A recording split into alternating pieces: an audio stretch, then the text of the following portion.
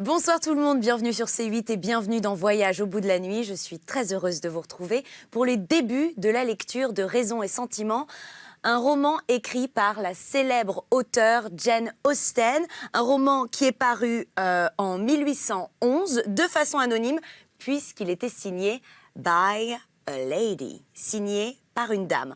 En effet, sa position sociale interdisait à Jane Austen de signer de son nom, un roman destiné à la vente, mais elle ne voulait pas cacher le fait que ce roman était écrit par une femme.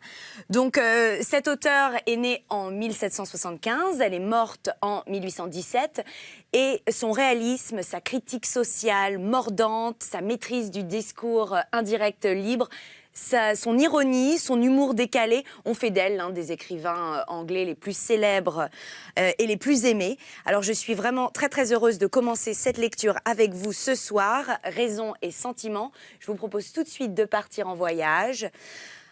Si vous voulez participer à l'émission, vous pouvez le faire. Et oui, le saviez-vous, nous avons un petit hashtag VBN. Voilà, vous pouvez tweeter, Instagrammer, Facebooker, je ne sais pas si ce genre de choses se disent, mais soyons fous, je vais prendre le risque ce soir. Donc le hashtag c'est VBN, n'hésitez pas à réagir sur les réseaux sociaux. En attendant, je vous souhaite une très belle lecture avec Jane Austen et son roman Raison et Sentiment. C'est parti.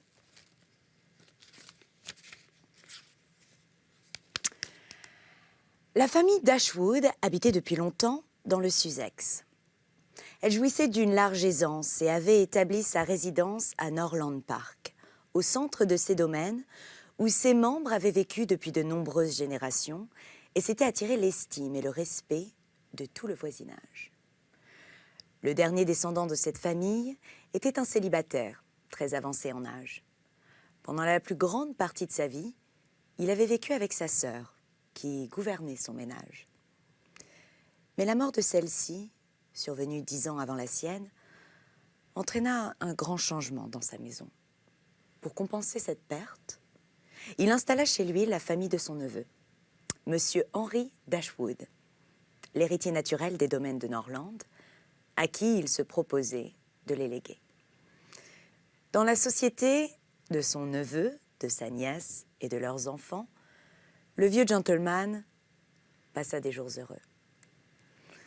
Tout contribuait à l'attacher à eux. Le soin diligent que monsieur et madame Henry Dashwood apportaient à prévenir ses désirs, et cela non pas seulement dans un but intéressé, mais par une bonté de cœur naturelle, était de nature à lui donner toutes les satisfactions que son âge pouvait désirer, et la gentillesse des enfants enchantait son existence. D'un premier mariage, monsieur Henry Dashwood avait eu un fils, et de sa seconde femme, 3 filles. Le fils, jeune homme posé et digne, se trouvait dans une situation fort aisée, ayant hérité la fortune de sa mère, qui était considérable, et dont la moitié était à sa libre disposition depuis sa majorité. Son propre mariage, qui survint peu de temps après, ajouta encore à sa richesse. Ainsi, la succession de son grand-oncle n'avait pas autant d'importance pour lui que pour ses sœurs, car leur fortune, en dehors de ce qu'elles pouvaient espérer de ce côté si leur père héritait, était fort peu de choses. Leur mère n'avait rien, et le patrimoine personnel de leur père n'était que de 6 000 livres. En effet, l'autre moitié de la fortune de sa première femme devait revenir à son fils, et il n'en avait que l'usufruit. Le vieux gentleman mourut. On ouvrit son testament qui, comme beaucoup d'autres documents de ce genre, entraîna autant de déception d'un côté que de plaisir de l'autre. Le vieillard n'avait pas assez injuste ni assez ingrat pour priver son neveu de sa succession. Mais il s'était pris d'une façon qui enlevait la moitié de sa valeur au présent qu'il lui en faisait.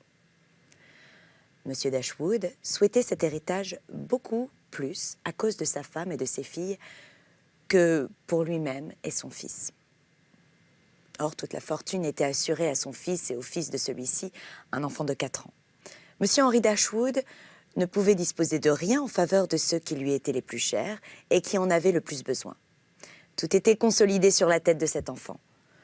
Au cours de quelques visites qu'il avait faites à Norland avec son père et sa mère, il avait séduit son oncle par des gentillesses enfantines, un langage puéril, une grande vivacité, d'amusantes simagrées et pas mal de tapage. Tout cela avait pesé plus fort dans l'esprit du vieux gentleman que les années d'attention et de soins de sa nièce et de ses filles. Pourtant, il n'avait pas l'intention d'être ingrat. Et comme marque de son affection pour les 3 jeunes femmes, il leur laissa à chacune 1000 livres. Le désappointement de M. Dashwood fut très vif tout d'abord. Mais il avait un heureux caractère et ne se laissait pas abattre facilement. Il pouvait espérer avoir de longues années devant lui et, en vivant économiquement, mettre de côté une somme importante sur les revenus d'un domaine considérable et susceptible d'amélioration presque immédiate. Mais cette fortune qui lui était venue si tardivement ne fut sienne que l'espace d'une année. Il ne survécut pas plus longtemps à son oncle. Et sa femme et ses filles se trouvèrent réduites à un capital de 10 000 livres, y compris le dernier legs. On avait envoyé chercher son fils dès qu'il fut en danger. Et M. Dashwood lui avait recommandé avec toute la force que lui appartenait son état les intérêts de sa belle-mère et de ses sœurs. M. John Dashwood n'avait pas l'élévation de l'esprit du reste de la famille, mais il fut ému par une telle recommandation faite à un tel moment, et il promit de faire tout ce qui serait en son pouvoir pour assurer leur bien-être.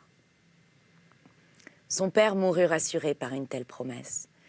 Et M. John Dashwood dut alors examiner, à loisir, ce que la prudence lui permettait de faire à cet égard. Il n'avait pas une mauvaise nature, à moins qu'on ne qualifie ainsi la sécheresse de cœur unie à pas mal d'égoïsme. Mais il était considéré, en général, comme un homme respectable, car il se conduisait correctement dans les circonstances ordinaires de la vie. S'il avait épousé une meilleure femme, il aurait pu le rendre plus digne. Elle aurait pu, elle, le rendre plus digne de respect et même meilleur qu'il ne l'était.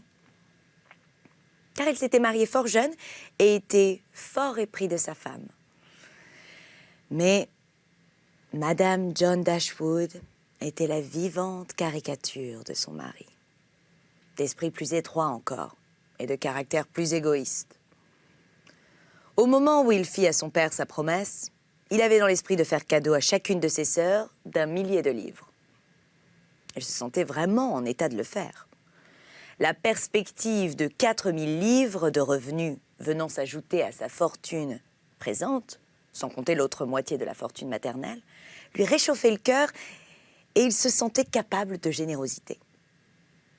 Oui, il leur donnerait 3 000 livres. Il serait noble et généreux. Cela suffirait pour les mettre tout à fait à l'aise, 3 000 livres. Il pouvait économiser une somme aussi considérable sans se gêner. Il y pensa toute la journée et plusieurs jours de suite et s'affermit dans cette résolution. Aussitôt après les funérailles, Madame John Dashwood, sans avoir prévenu le moindre du monde, sa belle-mère, arriva avec son fils et ses domestiques. Personne ne pouvait lui disputer son droit. La maison appartenait à son mari dès le moment du décès de son père. Mais l'indélicatesse de son procédé n'en était que plus grande. Elle aurait été certainement ressentie par n'importe quelle personne dans la situation de Madame Dashwood. Mais celle-ci avait un sens si vif de l'honneur, une générosité si romantique, qu'un manquement de ce genre, quel qu'en fût l'auteur ou la victime, était pour elle la source d'un insurmontable dégoût. Madame John Dashwood n'avait jamais été très appréciée par personne dans la famille de son mari. Mais jusqu'alors, elle n'avait pas eu l'occasion de leur montrer à quel point elle pouvait porter, le cas échéant, le mépris des sentiments d'autrui. Madame Dashwood avait ressenti si vivement ce procédé et elle en voulait tellement à sa belle-fille qu'elle aurait quitté immédiatement la maison à l'arrivée de cette dernière. Mais un entretien avec sa fille aînée la fit réfléchir sur la conséquence de cette résolution et le tendre amour qu'elle portait à ses 3 enfants lui fit prendre finalement la résolution de rester. Et à cause d'elle, d'éviter cette brouille avec son beau-fils. Elinor, sa fille aînée, dont l'opinion avait eu tant de poids, était douée d'une force d'intelligence et d'une netteté de jugement qui faisait d'elle, bien qu'âgée seulement de 19 ans, le conseiller habituel de sa mère et lui permettait de tempérer fort heureusement la vivacité de Madame Dashwood, qui l'aurait entraînée bien des fois à des imprudences. Elle avait un cœur excellent. Son tempérament était affectueux et ses sentiments profonds. Mais elle savait les gouverner. C'était là une science que sa mère avait encore à apprendre et qu'une de ses sœurs avait résolu de ne jamais connaître. Marianne disposait à beaucoup d'égards des mêmes moyens que sa sœur. Elle était sensée, perspicace, mais passionnée en toutes choses, incapable de modérer ni ses chagrins ni ses joies. Elle était généreuse, aimable, intéressante, bref, tout excepté prudente. Elle ressemblait d'une façon frappante à sa mère. Elinor voyait avec regret l'excès de sensibilité de sa sœur. Mais Madame Dashwood lui en faisait un mérite et s'en délectait. Elles s'entraînaient l'une l'autre dans la violence de leur affliction. La première vivacité de leur chagrin, qui les avait d'abord submergées, était volontairement renouvelée, recherchée, recréée au jour le jour. Elles s'y livraient entièrement, cherchant un surcroît de douleur dans toutes les réflexions qui pouvaient leur en apporter et résolues à n'attendre de l'avenir aucune consolation. Elinor, elle aussi, avait été profondément affectée. Mais elle restait capable de lutter, de prendre sur elle. Elle put s'entretenir avec son frère, recevoir sa belle-sœur à son arrivée et la traiter avec bienséance. De même essaya-t-elle d'amener sa mère à faire pareil effort et de l'encourager à pratiquer la même indulgence. Margaret, l'autre sœur, était une enfant de belle humeur et de bonne disposition. Mais comme elle avait déjà appris beaucoup de l'esprit romanesque de Marianne, sans avoir grand-chose de sa raison, on pouvait craindre que par la suite, elle n'égalât pas ses sœurs. Madame John Dashwood était maintenant installée en maîtresse à Norland. Et sa belle-mère et ses belles-sœurs étaient rabaissées au rang de visiteuses. Sur ce pied, cependant, elles étaient traitées par elle avec une tranquille politesse et par son époux avec toute la tendresse qu'il pouvait ressentir envers tout autre que lui-même, sa femme et leur fils. Il les pressa réellement avec une certaine chaleur de considérer Norland comme leur maison. Et comme Madame Dashwood ne voyait rien de mieux à faire que d'y rester jusqu'à ce qu'elle puisse s'arranger d'une maison dans le voisinage, l'invitation fut acceptée. Rester dans ce logis où tout lui rappelait son bonheur passé était exactement ce qui convenait à son état d'esprit. Dans les périodes de prospérité, nul caractère n'était plus gai que le sien, ni enclin à un plus haut degré à cet appétit de bonheur, qui est le bonheur même. Mais dans l'adversité, elle ne se laissait également aller au courant de son humeur. Elle repoussait alors toute consolation, comme elle avait écarté toute ombre dans la prospérité. Madame John Dashwood n'approuva pas du tout ce que son mari avait projeté de faire pour ses sœurs. Prendre 3000 livres sur sa fortune. Pardon, j'ai sauté une ligne. Voilà, je ne sais plus où je suis. J'ai voulu m'emballer dans l'interprétation et puis hop, ça y est, je suis partie. C'est ça. Madame John Dashwood n'approuva pas du tout ce que son mari avait projeté de faire pour ses sœurs. Prendre 3000 livres sur la fortune de leur cher petit garçon, oh, serait l'appauvrir d'une terrible façon. Elle le pria de réfléchir encore là-dessus. Comment pourrait-il se disculper à ses propres yeux d'avoir ainsi frustré son fils unique, d'une aussi grosse somme? Et quel droit pouvaient invoquer les Dashwood, ces gens qui ne lui tenaient qu'à moitié par le sang, et qu'elle-même, du reste, ne considérait pas du tout comme des parents pour justifier une aussi grande générosité? C'était une chose bien connue qu'on n'avait jamais rencontré d'affection véritable entre les enfants qu'un homme avait eus de plusieurs mariages. Et pourquoi irait-il se ruiner lui-même et leur pauvre petit Harry en abandonnant tout son argent à ses demi-sœurs? « C'est la dernière demande de mon père, » répliqua son époux. « Il m'a fait promettre de venir en aide à sa femme et à ses filles. » Je parie qu'il ne savait pas ce qu'il disait. Il y a 10 chances pour une qu'il n'ait pas eu sa tête à ce moment-là.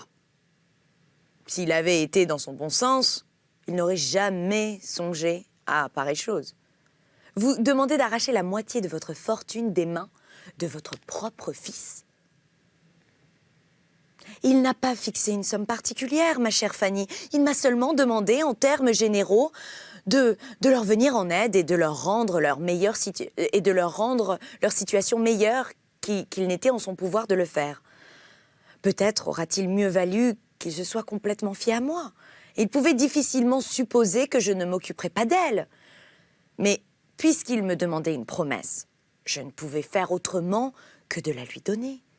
C'est au moins ce que j'ai cru à ce moment-là. La promesse a été faite et elle doit être tenue. Il faut faire quelque chose pour elle lorsqu'elle quitte Norland pour s'installer dans une nouvelle résidence. Il le faut. Bien. Alors, faisons quelque chose, mais ce quelque chose ne va pas nécessairement à 3000 livres. Considérez, ajouta-t-elle, que quand vous aurez donné cet argent, vous ne le reverrez plus. Vos sœurs se marieront et il sera perdu pour toujours. Si encore il devait revenir à notre pauvre petit garçon. Oui, certainement, prononça avec gravité son époux. Cela ferait une grande différence, vous avez raison. Le temps peut venir où Harry regrettera d'avoir été privé d'une aussi grosse somme. S'il venait, par exemple, à avoir une nombreuse famille, ce serait un supplément bienvenu. Certainement. Peut-être alors vaudrait-il mieux pour tout le monde que la somme soit diminuée de moitié. 500 livres serait pour elle un prodigieux accroissement à leur fortune, n'est-ce pas? Oh, au-delà de toute idée, quel frère en ce moment ferait la moitié d'un tel sacrifice pour ses sœurs, même si elles étaient réellement ses sœurs? Et si elles ne le sont qu'à demi? Mais vous avez un caractère si généreux. Je ne veux pas de mesquinerie, répliqua-t-il. Il vaut mieux, en pareil cas, faire un peu trop que pas assez. Personne, au moins, pourra me critiquer. Elle-même, assurément, pourrait difficilement s'attendre à plus. Personne ne sait ce qu'elles peuvent espérer, répliqua la jeune femme. Mais nous n'avons pas à nous occuper de ce qu'elles pensent. La question est de savoir ce que nous pouvons faire. Certainement. Et je pense que je puis envisager de leur donner 500 livres à chacune.